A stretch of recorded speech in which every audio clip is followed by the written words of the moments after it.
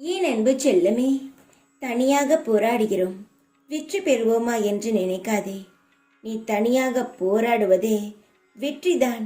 உனக்குள் நான் இருக்கிறேன் என்பதை மறந்துவிட்டு தனியாக போராடுகிறோம்.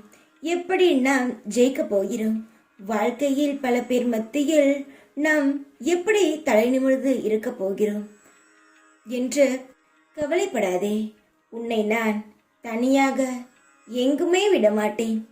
அப்படி இருக்கும் பொழுது பல பேர் ஓடும் ஓட்டப்பந்தயத்தில் நான் உன்னை தனியாக விட்டு விடுவேனா? உன் கையை பிடித்து நானும் உன்னுடன் சேர்ந்து ஓடிக்கொண்டுதான் இருக்கிறேன். உன்னை ஜெயிக்க வைப்பதற்கான முழு வேலைகளையும் நான் செய்து கொண்டுதான் இருக்கிறேன்.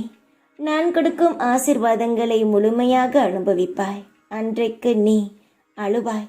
சாய், நான் வேண்டியதெல்லாம் தந்து விட்டீர்கள் என்ற மகிழ்ச்சியில்.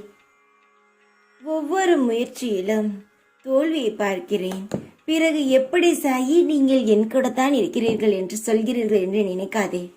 ஒவ்வொரு முறையும் நான் உனக்கு எது செய்தால் தவறு, எது செய்தால் சரி என்று சொல்லிக் கொடுக்கிறேன்.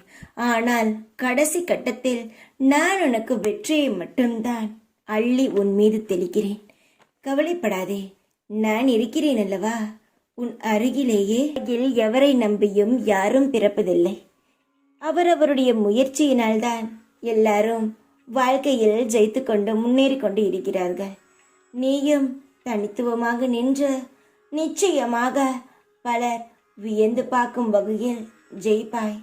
தோற்று போகிறோம் என்று எண்ணாமல் வாழ்க்கையில் நிறைய பாடம் கற்றுக்கொள்கிறோம் என்று நினைத்து கொண்டு உன்னையே நீ ஊக்குவித்து கொண்டு வாழ்க்கையில் முன்னேறி கொண்டே இரு.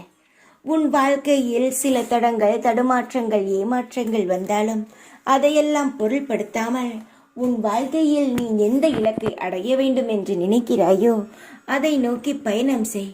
நிச்சயமாகவே உன் வாழ்க்கையில் அமோகமான வெற்றி கிடைக்கும். என்னுடைய ஆசிர்வாதங்கள் என்றென்றும் நிலைத்திருக்கும்.